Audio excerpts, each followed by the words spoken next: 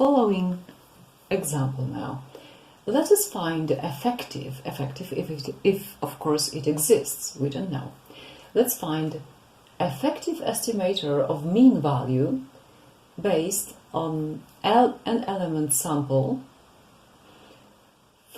taken from population if the investigated feature X has normal distribution, normal with parameters theta and sigma squared, where sigma squared is known, the variance of this population is known.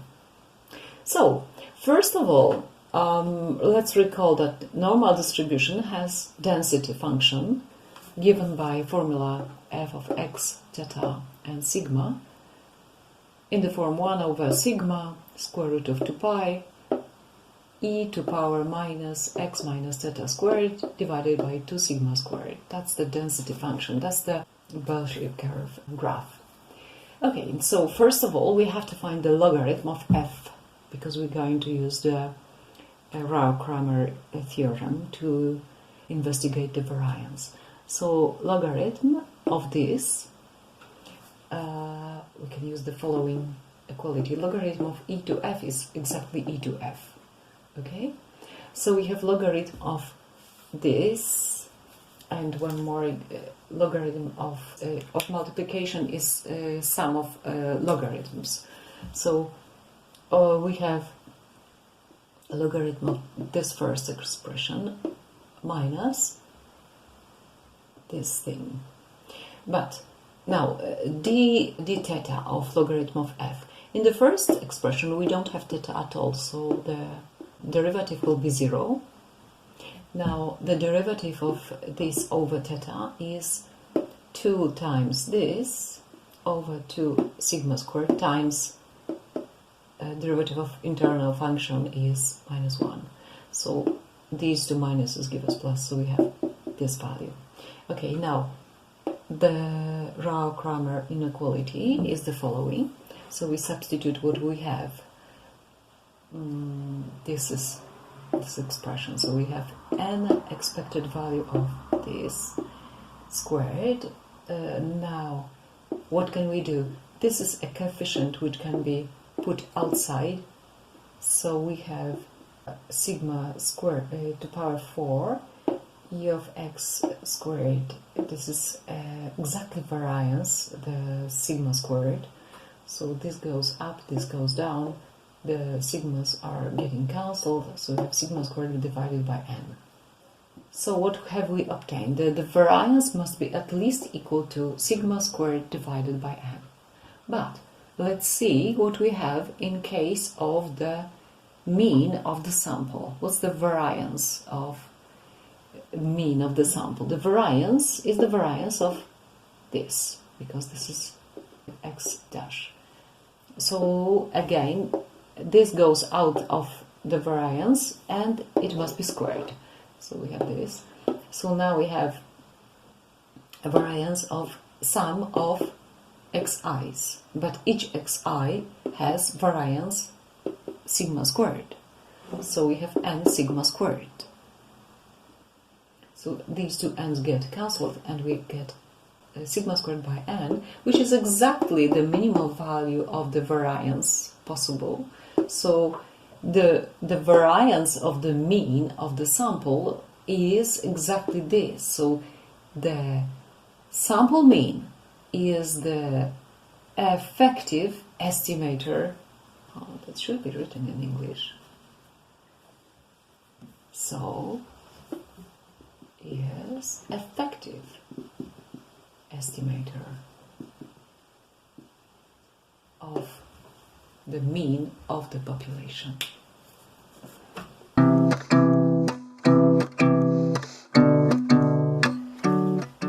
Next time we're going to calculate different estimators.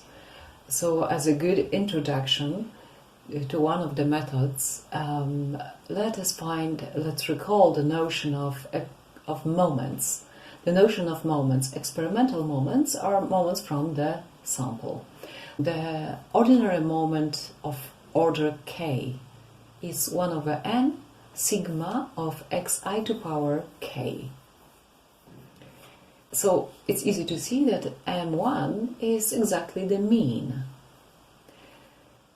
We also have central moments, denoted by capital M sub k, and this is 1 over n xi minus x dash to the power k, where x dash is mean. So we have, it's easy to check that M1 equals 0 and M2 denotes variance. So the exercise is for data given here, find M1, M2 and 3, both small and big.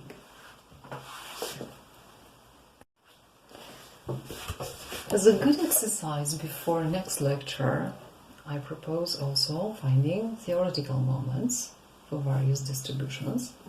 And for discrete distribution, we have the formula on the left. For continuous distribution, we have formula on the right. You remember that for continuous distributions, we have probability given by density function f of x. Okay, so first discrete. The ordinary moments of order k is sigma of xi to power k pi.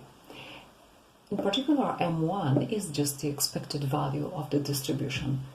Now, as for central moments of order k, it will be denoted by capital sub k, is sigma of xi minus ex to power k pi.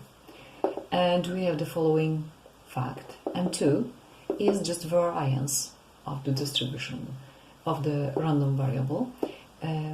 So this is ex squared minus ex bracket squared.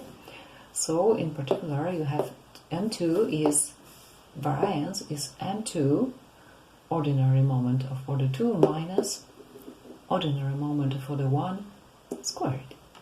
So please exercise. You have the example of random variable. Now we also have density function in continuous random variables.